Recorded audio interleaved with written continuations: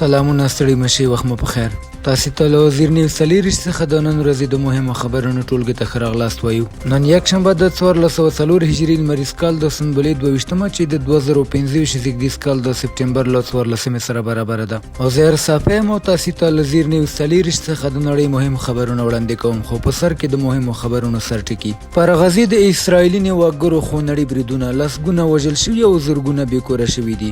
غزه یو ځل بیا د اسرایلي توپخانې او الوتکو تر درنو بریدونو لاندې راغلي دي. قطر د اسلامي هیوادونو د مشرانو د سرمشرۍ کوربه دی. پر غزې اسرایلي بریدونه دوام لري او په پاکستان کې د وسلوالو بریدونو له امله 19 پوځیان وژل شوي دي. اوس هم پام وکړئ پوره خبرونو ته.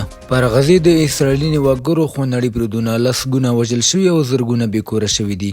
غزه یو ځل بیا د اسرایلي توپخانې او الوتکو تر درنو بریدونو لاندې راغلې ده. د شنبې له سهاره تر دې د ملک تر لږه 2 فلسطینیان په اسرایلي بریدونو کې وژل شوي چې یوازې په جګړه ځپلي غزې ښار کې 9 تنو خپل ژوند له لاسه ورکړی. د فلسطین د ملکي دفاع ادارې په وینا یوازې د همدې ورځې په اوږدو کې تر 6 زره ډېر فلسطینیان بېکوره شوي دي. ملګري ملتونه خبرداری ورکوي چې د اسرایلي یرغل دوام د بېساري کډوالۍ څپې رامنځته کړي دي. دغه سازمان په وینا زرګونه کورنۍ له خپلو مینو په زور ایستل شوي چې هیڅ خوندي ځای نه لري. په جنوبي غزه کې هم حالات د ناامنۍ څخه خالي نه دی. هغه کورنۍ چې د اسرایلي پوځ په وینا خوندي سیمو ته تللي دي لا هم د بمبار لاندې دي. یو بېکوره شوی پلار بکري دیاب ویل جنوب هم خوندي نه دی، دلته هم بمبار کېږي، موږ له لوږې، تندې او ویرې ډک ژوند تېروو. دغه راز ډاکټران په غزه کې د درملو، برېښنا او اوبو له سختو کموالي سره مخ دي. د الشفا روغتون چې یو وخت د سیمې تر ټولو ستر طبي مرکز اوس یوازې یوه کنډواله ده. ډاکټران وایي دوی د ژوندي پاتې کېدو لپاره مالګې اوبه څښي او له لوږې او ستړیا سره د ټپیانو د ژوندي ساتلو هڅې کوي. شنونکي وایي دا نه یوازې جګړه ده بلکې د انسانیت پر ضد دوامداره نسل وژنه ده.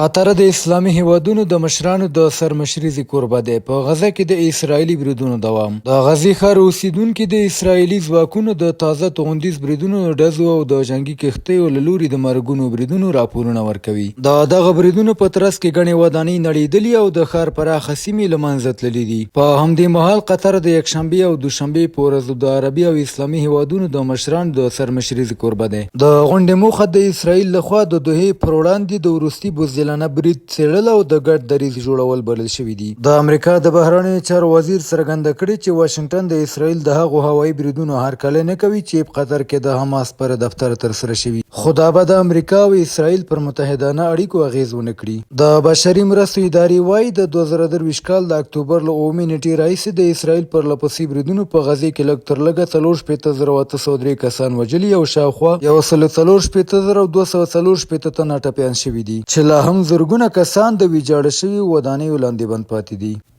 پولینډ کې د پوځ د روزنیزو پروګرامونو غوښتنه لوړه شوې.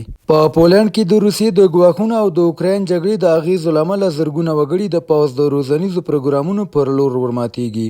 یوازې د 2025 کال د لومړیو 9 میاشتو په ترڅ کې له 100,000 زیات کسان دغه پروګرامونو ته جذب شوي دي او چارواکي وایي چې د کال تر پایه به دا شمېر شاوخوا 40,000 کسانو ته ورسیږي. پولینډ اوسمهال شاوخوا 214,000 فعال عسکر لري او د دفاع بودیجه یې د ملي عاید 4.7 سلنې ته لوړه کړې ده چې دا په ناټو کې تر ټولو لوړه کچه ده. د چارواکو په وینا د دې اقدام اصلي موخه د روسیې له احتمالي یرغله دفاع کول دي. په ځانګړي ډول وروسته له هغې چې څو ورځې وړاندې پولینډ خپل فضایي حریم کې څو روسي بې پیلوټه الوتکې وویشتلې. د پوځ د روزنیزو پروګرامونو ګډونوال چې ښځې هم پکې شامل دي کولی شي د مسلکي عسکرو، سیمه ییزو دفاعي ځواکونو یا ریزرو پوځ برخه وګرځي. چارواکي ټینګار کوي چې دغه روزنه یوازې د جګړې لپاره نه ده بلکې د سرحدي بحرانونو او طبیعي ناورینونو پر وړاندې د چمتووالي برخه ده. د پولینډ پوځي چارواکو ویلي دوی به خپل پوځي واحدونه د هیواد ختیځ ته انتقال کړي او د ختیځ ډال دفاعي کرښه به رامنځته کړي. امریکایي شرکتونو په بریتانیا کې د 1.7 میلیارډ ډالرو پانګونې اعلان کړی. دا اعلان د امریکا د ولسمشر ډونالډ ټرمپ د راتلونکي اونۍ د سفر له پیل مخکې شوی دی. ټرمپ به د راتلونکي چهارشنبې په ورځ د 2 ورځني سفر په موخه لندن ته ولاړ شي. د سفر په دورشل کې د امریکا څو ستر مالي او ټکنالوژیک شرکتونه لکه سیټي ګروپ، پیپل، د امریکا بانک او بلاک راک د نوو پانګونو لپاره خپلې تیاری اعلان کړي دي. دا راز د ټکنالوژۍ لوی شرکتونه اوپن ای آی او انویډیا یا هم تمه لري چې د ټرمپ د سفر پر مهال په بریتانیا کې د 100 میلیارډ ډالرو نوې پانګونې ترسره کړي. د برتانیا د سوداګرۍ او پانګونې وزیر پیټر کایل ویلي د امریکایي شرکتونو دغه پانګونې د ټرمپ د سفر په درشل کې د لندن او واشنگټن ترمنځ د سوداګریزو اړیکو د ژورتیا څرګندونه کوي. روسیه خبر همدا چې په پاکستان کې د وسلوالو بریدونو له امله 19 پوځیان وژل شوي دي. د پاکستان پوځ ویلي چې د ډیورنډ کرښې تر څیرمه په پرلهپسې وسلوالو بریدونو کې لږ تر لږه 19 سرتیري وژل شوي دي.